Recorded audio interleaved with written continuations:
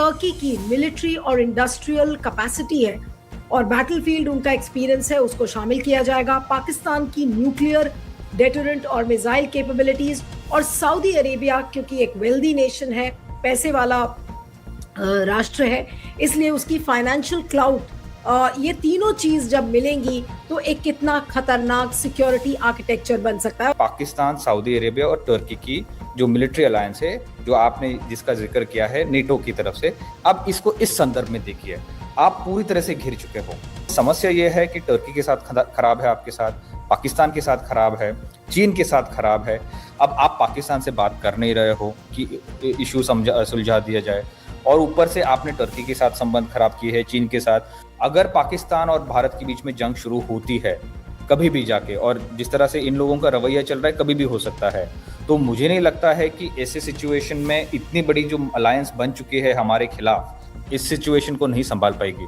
और ये मतलब साउथ ब्लॉक में अलार्म बेल्स की तरह रिंग हो रही होगी आज। हमने देखा कि टर्की ने पाकिस्तान को ड्रोन दिए होंगे, तभी तो पाकिस्तान वो ड्रोन उपयोग किया। टर्की और सऊदी अरेबिया तो बाद में आते हैं। मुझे ये बताइए, ऑपरेशन सिंदूर तो जिस समय चल रहा था उसको अचानक जो रोकने का दावा कर दिया और रोकने का क्रेडिट लिया, वो तो तुर्की ने लिया या सऊदी अरेबिया ने लिया? दोनों ने नहीं लिया, वो तो ट्रम्प साहब ने ले लिया। तो ट्रम्प साहब को कहाँ पिक्चर से बाहर हटा रहे हैं? किसी ने इस बारे में बात नहीं करी कि पाकिस्तान और अमेरिका की मिलिट्री एक्सरसाइज हुई, उसके बारे में बात करने की किसी की हिम्मत नहीं हुई कि उन्होंने कहे कि जो हो रहा है बहुत गड़बड़ हो रहा है। बताइए कि ना, जो अमेरिका पाकिस्तान की मदद करने में लगा है उसके बारे में कुछ हिम्मत करके सोचिए, एनालिसिस दीजिए।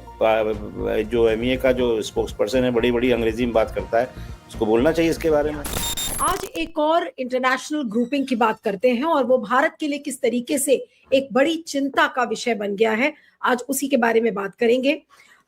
खबरें ये आ रही हैं कि किस तरीके से टर्की, सऊदी अरेबिया और पाकिस्तान मिलकर एक सिक्योरिटी आर्किटेक्चर बना रहे हैं, और वो इसलिए ताकि उनकी जो सुरक्षा है वो किस तरीके से गारंटी हो पाए। टर्की ने एक मुस्लिम नेटो में अपने आप को हिस्सा बना लिया है और भारत इसकी कैसे अनदेखी अब नहीं कर सकता है। अब इसका जो विश्लेषण है वो लोग इस तरीके से कर रहे हैं कि ये एक मुस्लिम नेटो बनाने की कोशिश की जा रही है। एक ट्राइलैटरल अलाइनमेंट है 3 देशों का, जिसमें कि जो टर्की की मिलिट्री और इंडस्ट्रियल कैपेसिटी है और बैटलफील्ड उनका एक्सपीरियंस है उसको शामिल किया जाएगा। पाकिस्तान की न्यूक्लियर डेटरेंट और मिसाइल कैपेबिलिटीज और सऊदी अरेबिया क्योंकि एक वेल्दी नेशन है, पैसे वाला राष्ट्र है, इसलिए उसकी फाइनेंशियल क्लाउड, ये तीनों चीज जब मिलेंगी तो एक कितना खतरनाक सिक्योरिटी आर्किटेक्चर बन सकता है। और ये कहा जा रहा है कि अगर एक देश के ऊपर हमला होगा तो दूसरा देश, यानी कि इन 3 देशों में एक दूसरे के लिए ये लोग खड़े होंगे।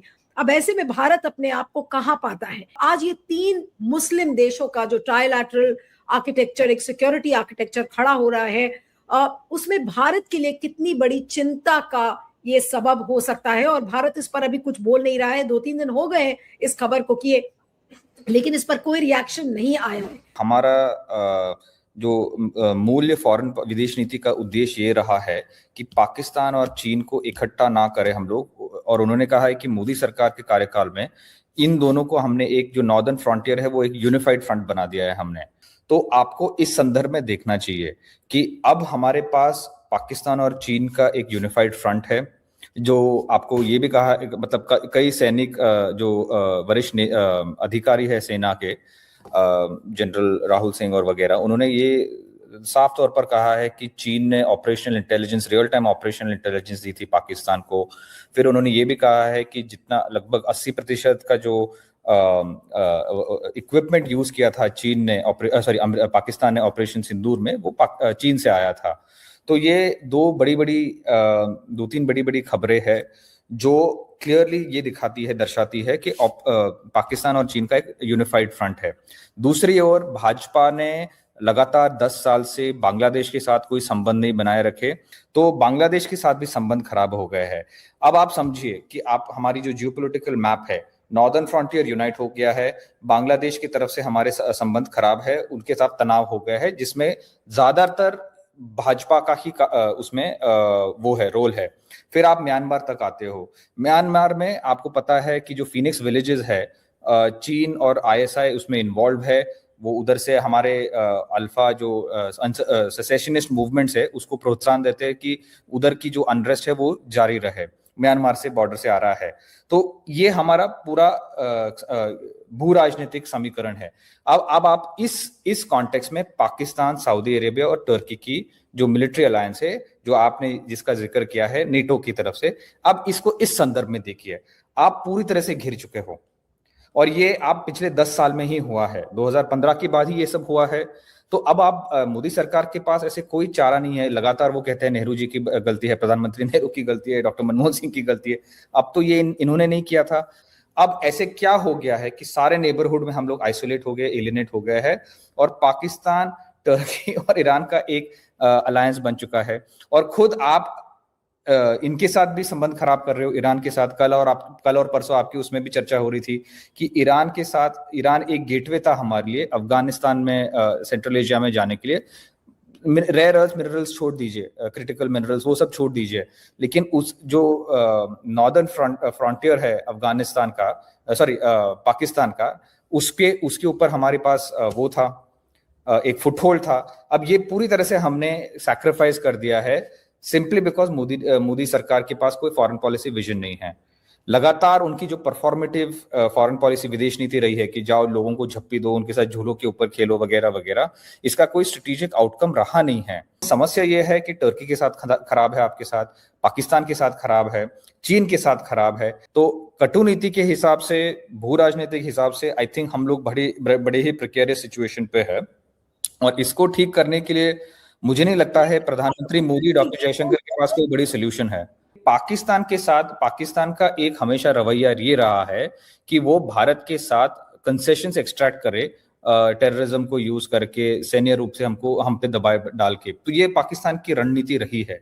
अब आप पाकिस्तान से बात कर नहीं रहे हो कि इशू सुलझा दिया जाए, और ऊपर से आपने तुर्की के साथ संबंध खराब किए हैं, चीन के साथ।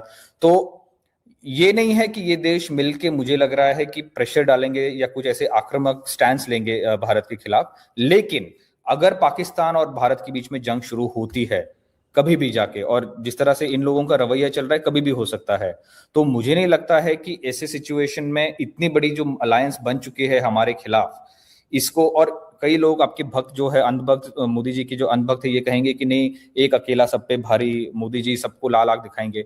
अरे जब चीन ने कब्जा किया था अपने जमीन पे, तब डॉक्टर जयशंकर ने बताया था कि हम कैसे उनका सैन्य रूप से मुकाबला कर सकते हैं, वो इतनी अर्थव्यवस्था बड़ी है वगैरह वगैरह। तो मुझे लगता है कि इस सरकार में इस सिचुएशन को नहीं संभाल पाएगी, और ये मतलब साउथ ब्लॉक में अलार्म बेल्स की तरह रिंग हो रही होगी आज। हमने देखा कि टर्की ने पाकिस्तान को ड्रोन दिए होंगे, तभी तो पाकिस्तान वो ड्रोन उपयोग किया। मतलब टर्की वगैरह पाकिस्तान को पहले से मदद करता है, चीन मदद करता ही है, तो इसमें कोई आश्चर्य की बात नहीं है। समस्या ये होती है कि आप कहीं पर भी घर से बाहर जाइए, कहीं छोटी सी दुकान में भी जाइए, हर जगह लिखा रहता है अपनी सामान की रक्षा स्वयं करें। मतलब आपको अपने सामान की रक्षा, भारत की सुरक्षा की जिम्मेदारी भारत के सरकार की है। वो ये नहीं कह सकती कि दूसरा कोई आया और हमारी सुरक्षा में सेंध लगा के चला गया। कभी पाकिस्तान का नाम लीजिए, कभी बांग्लादेश का नाम लीजिए, टर्की और सऊदी अरेबिया तो बाद में आते हैं। मुझे ये बताइए, ऑपरेशन सिंदूर तो जिस समय चल रहा था, उसको अचानक जो रोकने का दावा कर दिया और रोकने का क्रेडिट लिया, वो तो तुर्की ने लिया या सऊदी अरेबिया ने लिया? दोनों ने नहीं लिया, वो तो ट्रंप साहब ने ले लिया। तो ट्रंप साहब को कहाँ पिक्चर से बाहर हटा रहे हैं? तो वो जो एलिफेंट इन द रूम है, वो जो अमेरिका नाम का एलिफेंट इन द रूम है, वो जब तक कमरे में है, आपके कमरे के अंदर एक हाथी खड़ा है, आप कह रहे हैं कि 4 मच्छर आ गया। मच्छर तो छोड़ो, हाथी को कैसे निकालोगे उसके बारे में सोचो। हमने जरा सा ये पढ़ा कि सऊदी अरेबिया, पाकिस्तान और तुर्की साथ मिल रहे हैं, उसके बारे में मैंने कई सारी चीजें कहने लगे, ट्विटर पे चले गए। किसी ने इस बारे में बात नहीं करी कि पाकिस्तान और अमेरिका की मिलिट्री एक्सरसाइज हुई, उसके बारे में बात करने की किसी की हिम्मत नहीं हुई कि उन्होंने कहे कि जो हो रहा है बहुत गड़बड़ हो रहा है। हिंदुस्तान भी चुप्पी, मीडिया भी चुप्पी, सोशल मीडिया तो बिल्कुल ही खामोश। उसके साथ एक और भी महत्वपूर्ण बात है कि अमेरिका ने F-16 इनको सप्लाई करें, उसकी सर्विसिंग का उनको काफ़ी समय से पैसा नहीं दिया था, पैसा देना चालू कर दिया है। उसके बारे में तो कोई बात नहीं करी। ये वाला जो पैक्ट है उसके बारे में तो बात करिए, वो क्या हो रहा है बताइए। कि ना जो अमेरिका पाकिस्तान की मदद करने में लगा है, उसके बारे में कुछ हिम्मत करके सोचिए, एनालिसिस दीजिए। जो MEA का जो स्पोक्स पर्सन है, बड़ी बड़ी अंग्रेजी में बात करता है, उसको बोलना चाहिए इसके बारे में। सुरक्षा का मतलब ये नहीं है कि चोर आ गया तो मैं चोर के पीछे भागने वाला हूँ। चोर के पीछे भागने का काम आपका नहीं है, तो आपके पास तो आपका ताला ऐसा होना चाहिए। इसीलिए भारत के पास रक्षा मंत्री है, कोई हमला मंत्री तो है नहीं कि आप कहिए क्या कि हमने पाकिस्तान के ऊपर ऑपरेशन सिंदूर में हमला किया, फलाने के ऊपर हमला किया, ढिकाने के ऊपर आप हमला करते रहिए, लेकिन आप सुरक्षा कहाँ दे रहे हैं?